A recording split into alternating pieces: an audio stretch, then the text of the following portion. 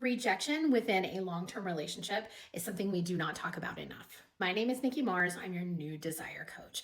Rejection in relationships is so commonplace because of issues like this, but also because of mismatched libidos or even untalked about resentments. We're going to open up the can of worms today, but I want you to remember that this is for educational purposes only. The first thing that I want to say is opening the door to this conversation without asking for smexy time.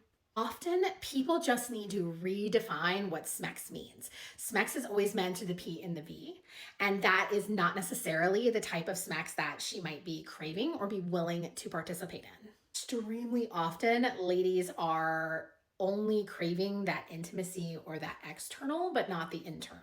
In fact, in some of my coaching learning, a lot of the therapists say that a partner has said, we haven't had Smex in 6 months.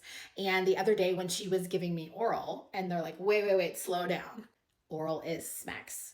Hand play is Smex. So there are all types of Smex that you guys can talk about. And so my very first thing to recommend for anybody is to open up the conversation and ask, hey, what is Smex to you and how can we include it in our relationship and you don't feel pain?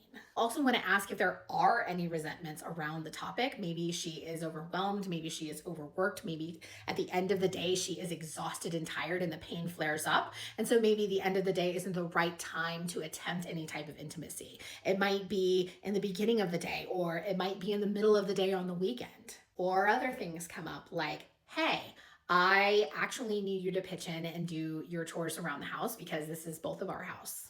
Things like that can often come up, and those resentments can hold us back from being intimate as well.